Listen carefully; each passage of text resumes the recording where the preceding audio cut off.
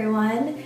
So this is my first Q&A video here on Patreon, and I'm super excited about it. Thank you so much to everyone who asked me questions. So I posted a few days ago asking you guys if you had any questions for me, and that's where I'm getting the questions in case you missed that. Next time, just look out for my post when I ask for questions, and I can include your question in the next video. It's really warm today in Seattle. I had all the windows open. I had to close them for the video. You might hear that bird, that's why I had to close them. And I'm wearing a tank top, and it's just really warm inside, so hopefully I don't start looking shiny in this video. But I don't have AC in my apartment, and I think most places here in Seattle actually don't have AC, and that's something I'm not used to coming from the south. There's AC in every single building just because it's so hot. So even though it's not as hot here, it still feels so warm because there's no AC. So that's something that I'm getting used to. I'm just gonna go through the questions that you guys left on my post. The first question is from Emma, and she asks what my favorite quote is. So this is hard. My favorite quote is always changing. I feel like I'm just constantly finding new quotes or words that I love from books that I'm reading, or even just on Pinterest or Tumblr. But right now, I'm probably most obsessed with this poet. Her name is Morgan Harper Nichols, and I think that I included her in my last newsletter, which was a while ago. I can't remember, but I found her on Pinterest, and she's on Instagram as well, and she just writes beautiful poetry. And one of my favorites that I've been loving lately is one that says, "May you never discredit how far you have come, for even here in the forest you are under the sun. In the thick of the wild there is still a way out, and if you only keep treading, you will see where you're heading is where you are meant to be, and it is worth it to believe all of this out here is a part of the journey." The next question is from Kate, and she asks, who is/are your inspirations? And this is another really hard question, just because I find inspiration from so many places. I don't think that I can just say one thing is where I get my inspiration, or one person is my inspiration. I've been really inspired by a lot of writers lately, such as Morgan Harper Nichols, like I just mentioned, or Madison Kuhn. She wrote, I think the book is called 18 Years. She's also on Instagram and writes kind of like prose poetry, and there's a lot of writers like that I've been really inspired by. Lately I've been really inspired by a YouTuber, Casey Neistat. I'm sure you've heard of him because he's super famous, and I've been watching him for years, but I've really been loving his videos lately just because they inspire me to make better videos. He puts so much effort into his videos, and I love that. I love how motivated he is to create things, and I also love that he shares his process of everything he's doing. Like right now he's working on starting a new company, and he's sharing the process of all of that, and I just find that super inspiring because I myself am trying to start my own business and be an entrepreneur. So he's been really inspiring lately. And then I always just get inspiration from going outside, hiking, just being in nature. I find that that is so rejuvenating, and that's where I get so many of my best ideas for new projects or art or drawings or whatever it is. I just find so much inspiration from being outside in nature. So Kate asks another question as well. She says that she has recently been interested in crystals, and would I consider doing more videos about crystals? Yes, for sure. So I've done one video that I'm sure you've seen on my YouTube channel already about crystals, and I would love to do more. I don't personally know that much about them, but I'm learning more, and I would love to do more videos. I would talk more in this video about them, but like I said, I just don't know that much right now, and I don't feel like I can talk about it or to share much about crystals without more knowledge. But yeah, I do want to do another video and share some more about them. The next question is from Berta. Sorry if I'm pronouncing your name wrong. She says, "You have such a special touch in everything you do. Your way to show things is very elegant. Would you give us some advice to take nice photographs?" First of all, thank you so much for all of the compliments. So I have been doing photography since high school. That's when I first started getting into it. And I was self-taught for the longest time, and then I took a few classes in college. But I would say I'm still mostly self-taught.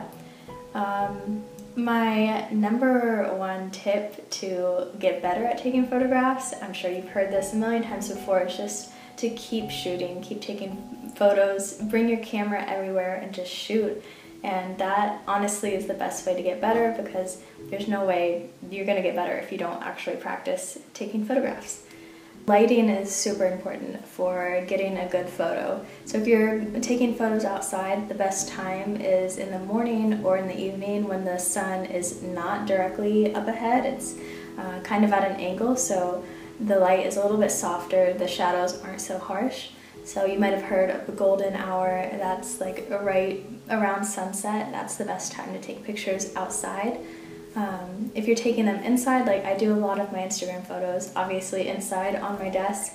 So I just make sure there's lots of natural light. I don't use any overhead lights or lamps, because those don't tend to make the photo look that good. And then composition is super important for good photographs.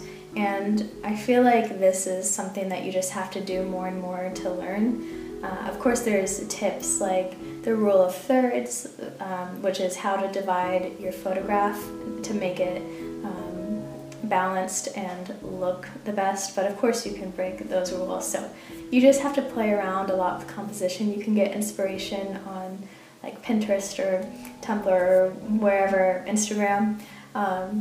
But it depends on what you're taking photographs of course, whether it's a person or like your journal, if you want to post that on Instagram or something. So I guess in summary, my 3 tips are practice, practice, practice as much as you can.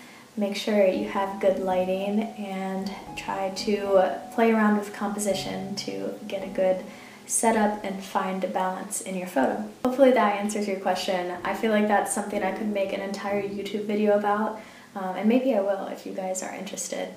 But that was just my really brief advice, so hopefully that helped. The next question is from Serena, and she says, "You look so wise to be so young. Would you try to explain what made you so wise? Have you been through loss or pain or something?" So this is quite the question. First of all, thank you. I appreciate that. I don't feel like I am wise or even appear wise, but I appreciate that.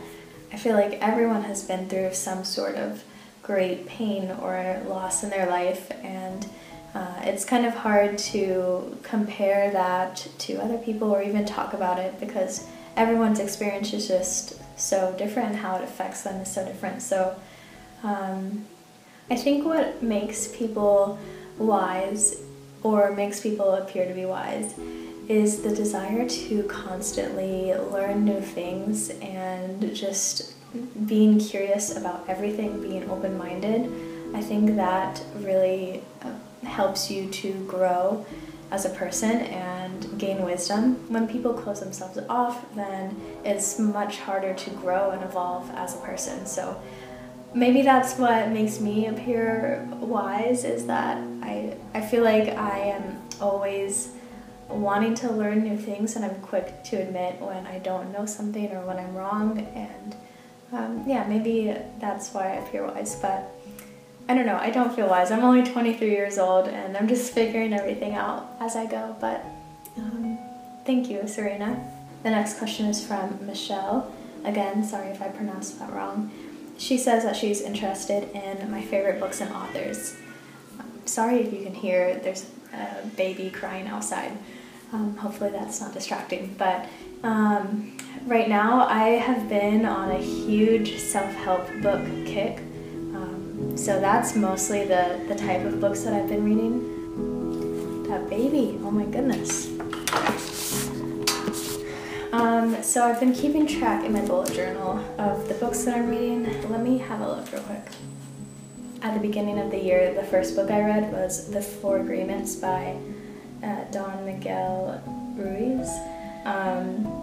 And this book I highly recommend. This was amazing.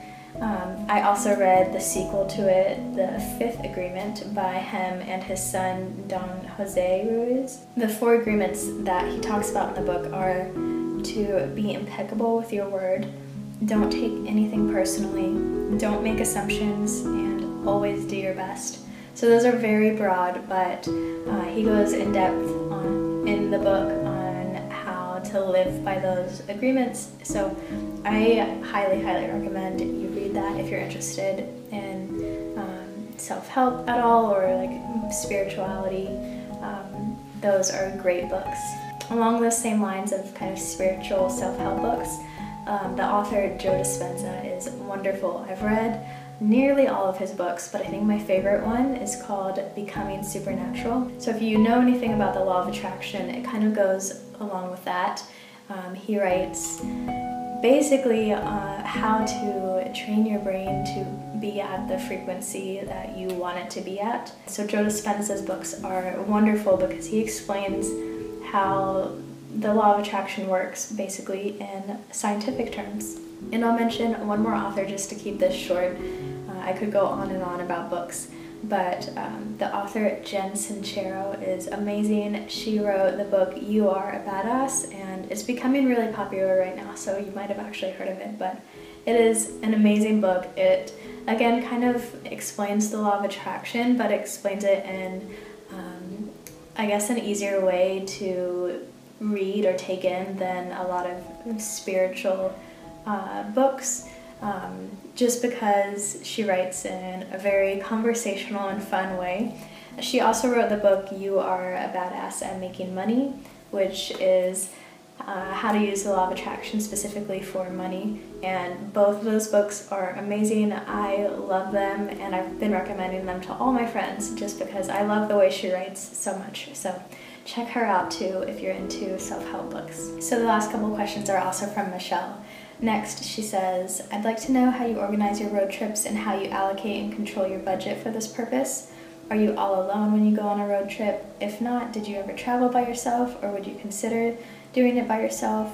What's all the stuff you bring with you? This is yet another question that I feel like I could make an entire video on, and I've actually been thinking that I wanted to make a YouTube video about this topic. So if you're interested in that, let me know. Maybe I'll do that. Because I did do a lot of traveling throughout college when I was pretty much broke, and I somehow figured it out. Me and all my friends would go on trips and stuff. So I feel like I have some good advice, but it might just be things you've already heard before. So if so, I apologize. But as for saving money, my basic tip is just to save your money to spend on your trips rather than like going shopping and buying things. I don't go shopping a lot, and throughout college I rarely would go shopping. Pretty much all of my money was spent on either food or trips. So just saving your money, I know that's like really self-explanatory, but that's the biggest thing, is decide where you want your money to go, and if you want to travel more, then save it up for trips. Another tip for traveling cheaply is to go with a group of friends, because then you can split the cost of everything from like gas to food to lodging. This is how I traveled so often throughout college, is I would just plan trips with a group of my friends, and we would all pile into one car and split the cost of the gas, so that wasn't super expensive. Airbnb is so wonderful. I rarely ever stay in hotels anymore just because I love Airbnb so much, and it saves you so much money. So definitely use Airbnb, and also consider camping. I did this on several road trips. I made a road trip with my friends last year to California, from Alabama to California. So that is a long road trip, and we stayed in Airbnbs part of the way, and then we also camped in a lot of the state parks or national parks along the route. And camping is either free or it's super cheap. You just need to have a tent basically, or I guess if you have a big enough car, you could even sleep in your car. Of course, stay safe. Don't camp just on the side of the road, but camping is a great option if you want to save some money. I don't think I've ever gone on a road trip or traveled by myself. I almost always go with friends. I've done like little day trips by myself, like where I'll go to a nearby city that might be a couple hours away, but I've never like gone anywhere overnight by myself, which I guess maybe I need to do that, be a little bit more independent. And as for what I bring while traveling, this of course depends on where I'm going or what I'm gonna be doing or what the climate is. So I always bring my camera when I travel. Pretty much every single trip, even if I'm backpacking or hiking, I carry along my camera, and I have a little camera bag that I use to pack my camera and the lenses and the batteries, SD cards, all of that, and it just fits all in a camera bag so it stays nice and safe. And then I also usually bring a book or my Kindle. I recently got a Kindle, so that's what I've been packing instead of books. It's just so handy while you're traveling. And I also always bring my sketchbook and some pencils and pens, just in case I get some inspiration and want to draw or sketch something. The next question she asks is, how do you deal with brands that want you to feature one of their products on YouTube?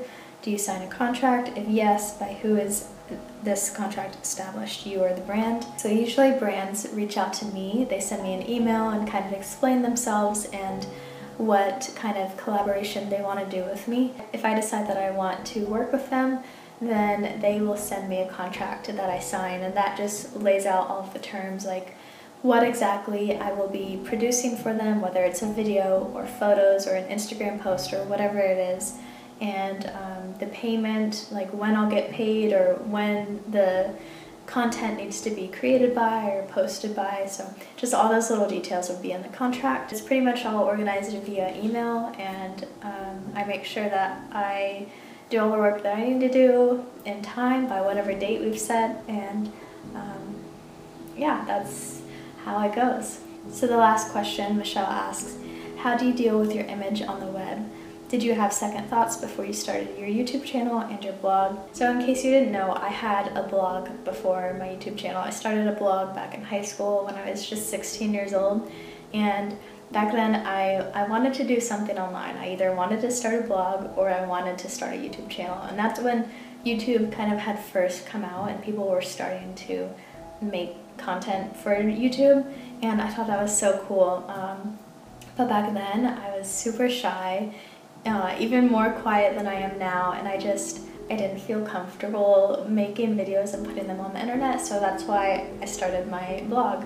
So I guess in that regard, I did have second thoughts about YouTube back then, but then a few years into blogging, I decided to start making YouTube videos, and I just felt like I was ready to put my face on the internet, and yeah, I really enjoyed it. So how do I deal with my image on the web? I am to some degree careful of what I put out on the internet, because I do have a brand to keep up with, or a reputation, I suppose, but I don't mean to say that in a way like I'm faking what I'm putting out, because what you see or how I act online is actually, I feel like, who I am in real life. Actually, I'm a terrible actress, so I could never fake a personality or pretend to be somebody else, because I just can't act. But I am careful about what I put out there. Not that there really hasn't been anything that I've wanted to put on the internet, but then I'm like, maybe I shouldn't. I feel like the things that I make aren't really anything that I have to worry about putting up. One kind of rule that I have for myself is I don't post anything or say anything online that I wouldn't want to show my little sister. So I have, if you didn't know, I have a little sister who's in middle school, and I just want to be a good role model for her, and I know she watches my YouTube videos. Of course, she sees everything that I do online, so that's kind of the rule that I have for myself, is that I don't post anything that I wouldn't want her to see. And not that like I said, not that I want to post anything that I wouldn't want her to see anyways, but I really don't worry that much about what I put online. I make whatever I want to make and I post whatever I want to post, and if people don't like that, then that's totally okay with me. I really pride myself on being genuine and authentic, and I want people to see the real me whenever they watch my videos or look at my photos or read something that I wrote. I want them to know that it's me and it's not just like some face that I'm putting on for the internet. So I don't worry too much about my image on the web because I just am who I am, and if people don't like that, then that's okay with me. Thank you to everyone who asked me a question, and thank you so much to all of you who are watching this video.